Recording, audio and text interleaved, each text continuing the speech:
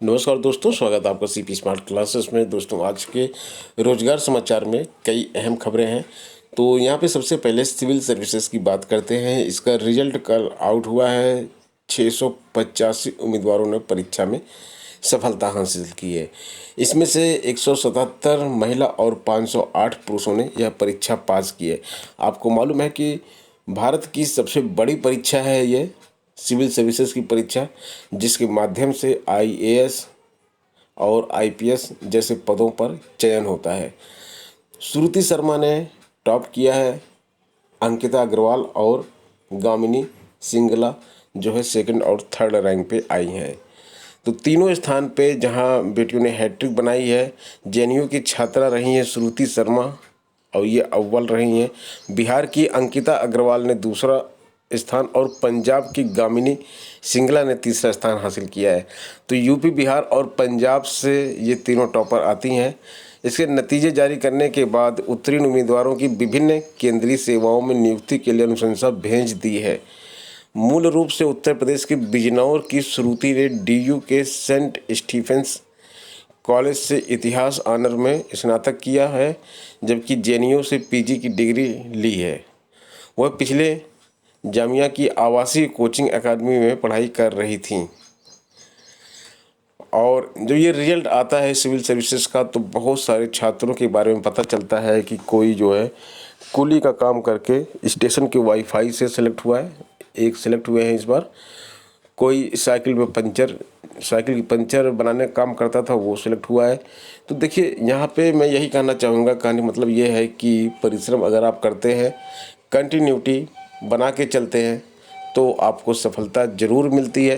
Continuity का मतलब है कि पढ़ना है, डेली पढ़ना है, घंटे मैटर नहीं करते। यही चीज़ सिविल सर्विसेज की टॉपर श्रुति ने भी बोला है कि घंटे मैटर नहीं करते पढ़ाई में, कि कितने घंटे आपको पढ़ने हैं।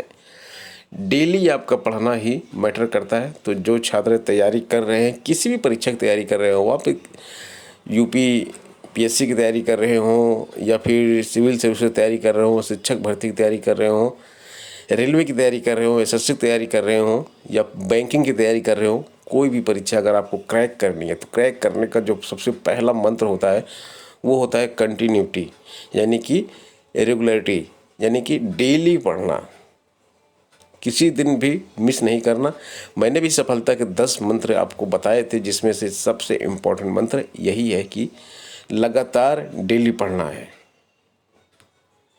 स्टाफ नर्स जिसका विज्ञापन 2017 में जारी हुआ था, बाद में पुनर्विज्ञापन जारी हुआ था, इसका रिजल्ट भी जारी कर दिया गया है।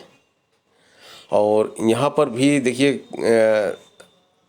प्रारंभिक परीक्षा के लिए जो पंजीकृत थे 18,058 अभ्यर्थी, जिसमें से केवल 10,587 अभ्यर्थी इस परीक्षा में शामिल हुए थे। आंकड़े जब आप यहाँ पे देखेंगे तो यहाँ पे बहुत ही अजीबोगरीब आंकड़ा आपको मिलेगा। 18,058 अभ्यर्थी पंजीकृत थे, 10,572 सम्मिलित होते हैं परीक्षा में। और इसका मानक है कि 15 गुना को सफल कराया जाएगा पदों के सापेक्ष। और यहाँ पे 15 गुना तो इनको मिले ही नहीं, केवल 1,025 अभ्यर्थी ऐसे मिले जिनको परीक्षा में पास किया जा सकता है। तो इन अभ्यर्थियों को पास कर दिया गया है। रोडवेज में 3,000 संविदा बस कंडक्टर की भर्ती होगी। और इनका जो रूल होता है, संविदा कर्मियों का 22 दिन इनको महीने में ड्यूटी मिलती है। पूरे 30 दिन की ड्यूटी नहीं मिलती है, 22 दिन की ड्यूटी मिलती है। और ड्यूटी में इनको पैसा मिलता है किलोमीटर पे चलने पे, 1 रुपया 59 पैसा 1 किलोमीटर चलने पे इनको मिलेगा।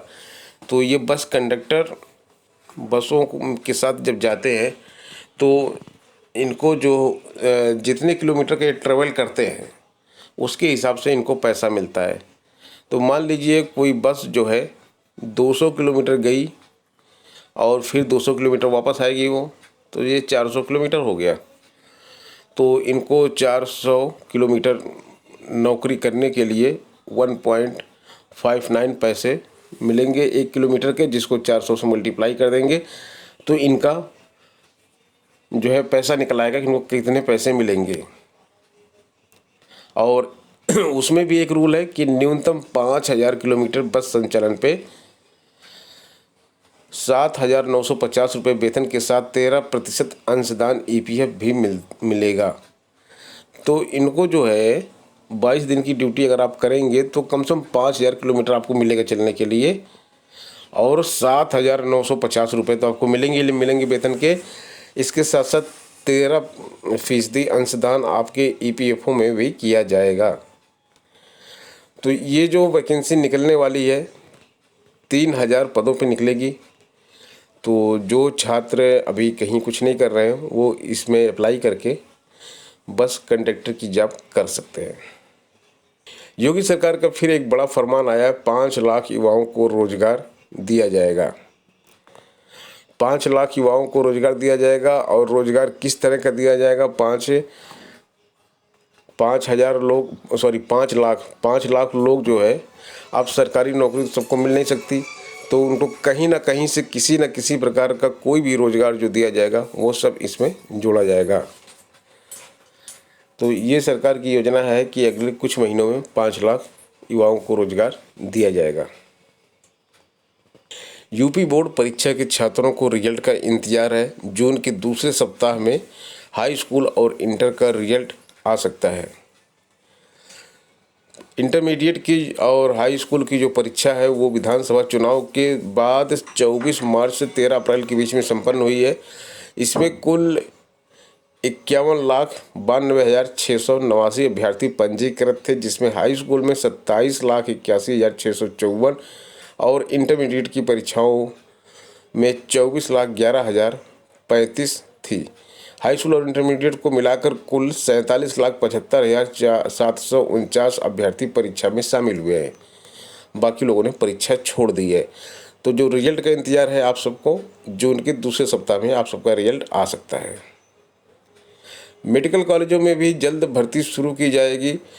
यहाँ पे चिकित्सा एवं स्वास्थ्य मंत्री ब्रजेश पाठक ने सोमवार को विधानसभा में प्रश्नकाल के दौरान कहा, प्रदेश के मेडिकल कॉलेजों में डॉक्टरों और अन्य कर्मचारियों अधिकारियों के खाली पद जो हैं उस पर जल्द ही भर्ती शुरू कर ली जाएगी। चिकित्सा एवं स्वास्थ्य मंत्री ने कहा कि पीजीआई के समान वेतन केवल सुपर स्पेशलिटी वाले संस्थानों को दिया जाता है। ब्रजेश पाठक ने यह भी कहा कि हैरत है कि नर्सिंग के 4,000 पदों के लिए भर्ती निकाली गई थी, लेकिन सिर्फ 3,000 ही पास हो सके हैं। ये एक पुराने रिजल्ट की बात कर रहे हैं कि नर्सिंग की 4,000 की वैकेंसी निकाली गई थी, केवल 3,000 पास हुए थे। नया रिजल्ट आपके सामने है। जो वैकेंसी निकाली गई थी उसमें योग्य अभ्यर्थी मिल ही नहीं रहे, तो बहुत कम लोगों को प्री में क्वालिफाई कराया गया है। कोरोना में अनाथ हुए बच्चों को हर महीने 4,000 रुपये दिए जाएंगे। नई दिल्ली में माता पिता को कोरोना में खो चुके बच्चों से प्रधानमंत्री नरेंद्र मोदी ने सोमवार को पीएम केयर फॉर चिल्ड्रंस की शुरुआत की और उन बच्चों से मिले और प्रधानमंत्री ने कहा कि ऐसे बच्चों को हर संभव सहायता पहुंचाएंगे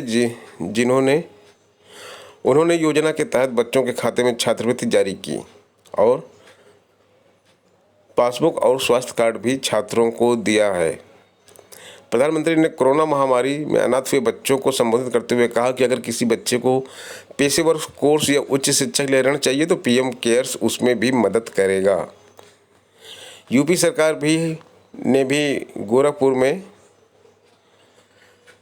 मुख्यमंत्री योगी आदित्यनाथ ने वैश्विक महामारी कोरोना के संक्रमण के दौर के अपने माता पिता को खोने वाले बच्चों को सोमवार को गोरखनाथ मंदिर में मुलाकात की।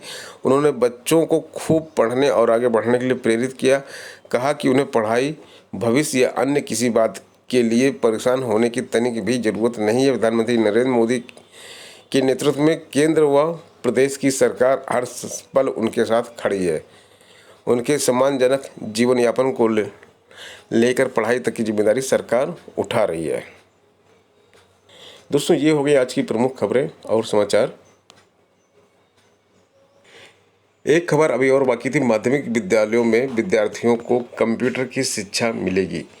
माध्यमिक शिक्षा परिषद ने विद्यालयों में पढ़ने वाले छात्र छात्राओं के लिए कंप्यूटर शिक्षा अनिवार्य कर दी है। नई शिक्षा नीति में बच्चों को कंप्यूटर की शिक्षा दी जाएगी। इसके लिए प्रवक्ता, कंप्यूटर अध्यापक और सहायक अध्यापकों का विवरण मांगा गया है। जिला विद्यालय निरीक्षक मिथिलेश कुमार ने बताया कि माध्यमिक विद्यालयों में कंप्यूटर शिक्षा को अनिवार्य किया गया है, जो विषय के रूप में शामिल रहेगा। इसकी परीक्षा भी कराई जाएगी। कंप्यूटर शिक्षा को बढ़ावा देने के लिए परिषद की ओर से शिक्षकों का डाटा मांगा गया है, जिसमें कंप्यूटर प्रवक्ता शिक्षा और सहायक अध्यापकों का होना जरूरी है।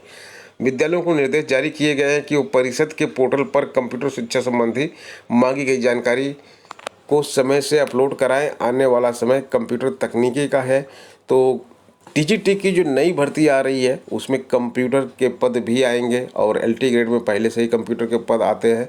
इसके साथ साथ जो जीआईसी प्रवक्ता की वैकेंसी निकाली जाएगी उसमें भी कंप्यूटर के पद आएंगे। और इन भर्तियों में जो क्वालिफ़िकेशन होती है, जनरली छात्र यही पूछते हैं कि सर कंप्यूटर में क्वालिफ़िकेशन क्या है। तो देखिए, कंप्यूटर में अगर आपने बीएससी कंप्यूटर साइंस से किया हुआ है तो एक क्वालिफ़िकेशन आपकी वो हो गई। दूसरी क्वालिफ़िकेशन अगर आपने बीटेक किया हुआ है तो कंप्यूटर साइंस से तो वो हो गई। तीसरी एमसीए जो होता है वो भी इसकी क्वालिफ़िकेशन होती है। पिछली बार एलटी ग्रेड में इसमें बीएड मांगा गया था, जिसकी वजह से पद ये भर नहीं पाए थे। तो कंप्यूटर साइंस के लिए बीएड अनिवार्य नहीं होना चाहिए, टीजीटी में बीएड अनिवार्य नहीं होगा। और कंप्यूटर साइंस वाले जो पोस्ट हैं एलटी ग्रेड में, वहाँ से भी बीएड इस बार हट जाएगा। टीजीटी में तो नहीं रहेगा, जाहिर सी बात है, क्योंकि यहाँ पे कई ऐसे विषय हैं जिसके लिए बीएड एलटी ग्रेड मांगा जाता है लेकिन टीजीटी में नहीं मांगा जाता है। तो दोस्तों, ये हो गई आज की प्रमुख खबरें। मिलते हैं नेक्स्ट वीडियो में कुछ नई अपडेट, कुछ नई जानकारी के साथ। बने रहें सीपी स्मार्ट क्लासेस के साथ। धन्यवाद।